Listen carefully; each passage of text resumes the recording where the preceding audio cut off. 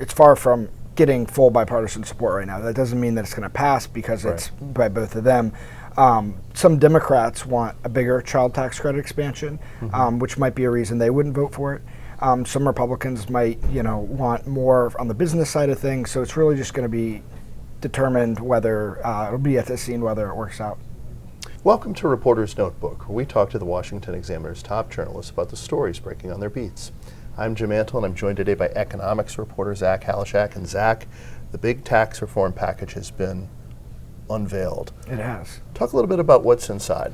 Yeah, so Ron Wyden, who's chairman of the Senate Finance Committee, and Jason Smith, who's chairman of the House Ways and Means Committee, have been working on this for several weeks now, basically trying to get an agreement that has asked that raise the child tax credit, which is a long-term thing that the Democrats are looking for, and also expand some business provisions. And so they finally unveiled this. Crucially, what it does is it increases or expands the child tax credit by increasing refundability on the existing credit, and it kind of opens it up to more families. And then on the business side, it restores some prized business tax deductions that were part of the 2017 Trump tax cuts, but expired in the past few years. So this is a bipartisan package. Yeah, it is. I mean, in the sense that it's been worked out between those two lawmakers and their staffs, but it's far from getting full bipartisan support right now. That doesn't mean that it's going to pass because it's by both of them. Some Democrats want a bigger child tax credit expansion, which might be a reason they wouldn't vote for it.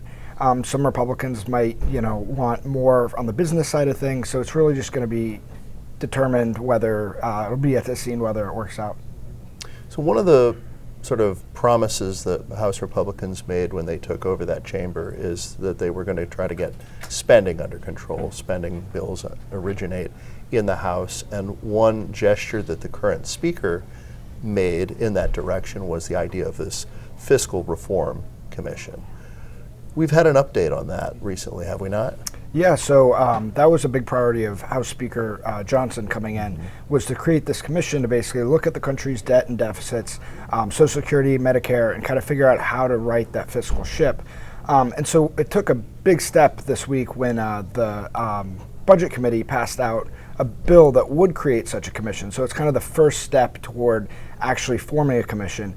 Now the Senate has to pass similar legislation, and then once a commission is formed, it could kind of make suggestions that a Congress can vote on down the line for ways to fix the fiscal situation, whether it's raising taxes or whether it's cutting certain parts of the government, and basically just trying to get spending under control. And so we're pretty far removed, since the commission hasn't really been formed yet, from knowing what some of those details and proposals might be. Yeah, that's right. That's yet to be seen. Some Democrats are kind of wary about this and actually voted against this commission today because they're afraid that there will be cuts to Social Security and Medicare. And a lot of Democrats and some Republicans, that's like a line in the sand. They won't vote for anything that does that. Thank you, Zach. Yep. You can read Zach and the rest of our policy team's coverage at washingtonexaminer.com.